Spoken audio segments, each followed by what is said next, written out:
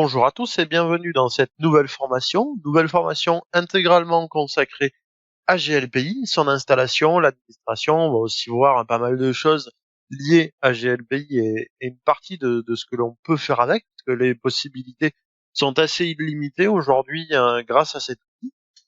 Donc dans un premier temps, cette formation, on va passer par l'introduction sur laquelle on est, donc qui va comprendre cette présentation ainsi que la présentation du labo, un petit peu plus dans le détail avec les différentes adresses IP des machines, un petit peu comme d'habitude, et l'environnement de travail que j'utilise.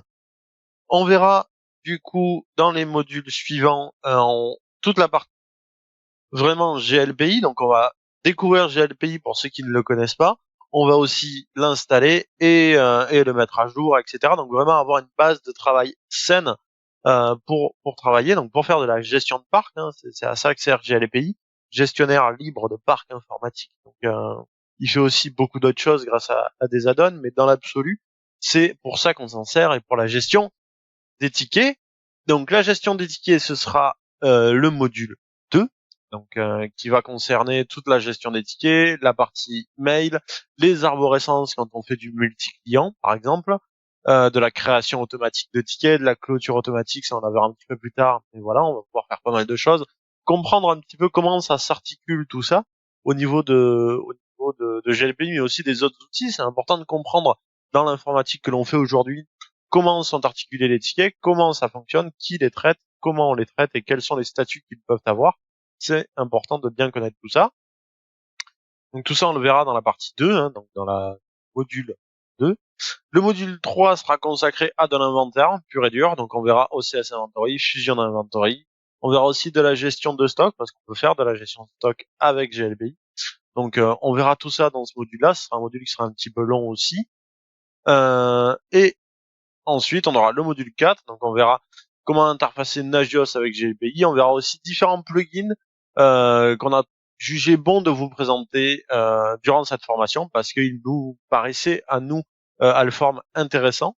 Après, peut-être que vous ils ne seront pas intéressants pour vous, mais bon, voilà. Je vais vous en présenter quelques-uns. Il y en a pas mal dans GLPI. On vous en présentera. Donc, il y a 2 modules qui seront dédiés à la présentation de ces plugins.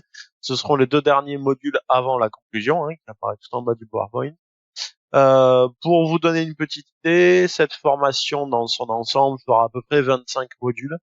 Peut-être un petit peu plus, mais certainement pas moins. Donc, on tournera à peu près, comme je vous dis, autour des 25 modules, d'à peu près 20 minutes chacun. On essaye de se tenir à ça. Des fois, ça déborde un petit peu, mais d'autres sont un petit peu plus courts. Du coup, comptez donc 25 modules environ. En termes de prérequis pour le suivi de cette formation, vous allez avoir besoin de connaissances en Linux, évidemment, vu qu'on va parler de serveur web. Hein, GLPI est un petit web, donc il faut quand même être capable de l'installer. Il va vous falloir aussi des connaissances en réseau, en Windows, en Active Directory, parce qu'on va le réseau tout simplement parce qu'on va faire un petit peu de SNMP, donc ça on le verra plus tard. On va faire aussi, on va aussi utiliser Windows, donc que ce soit pour une installation de GLPI ou pour les différents agents OCS et autres, et de l'AD parce qu'on va interfacer notre GLPI avec un AD.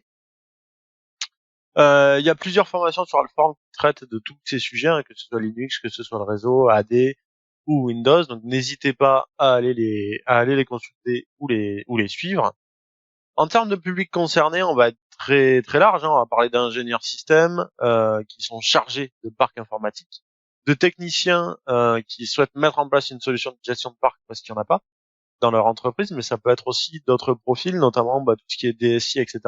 Parce que vous voulez un outil global pour gérer à la fois vos tickets, à la fois votre parc, parce que vous avez plusieurs outils différents. GLPI est parfait pour ça. Donc cette formation-là s'adresse au plus grand nombre, même aux techniciens de niveau 1, qui ne se sert de GLPI que pour traiter ses tickets. Ben voilà, ça peut être intéressant pour lui de comprendre les rouages qui sont derrière GLPI.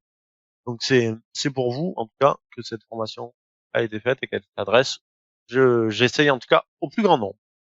Donc il nous reste à attaquer. Donc le prochain module sera consacré à la présentation du labo, de mon environnement de travail et des différents points de configuration que l'on va apporter à notre GLPI et à notre infrastructure pour que tout soit parfaitement fonctionnel.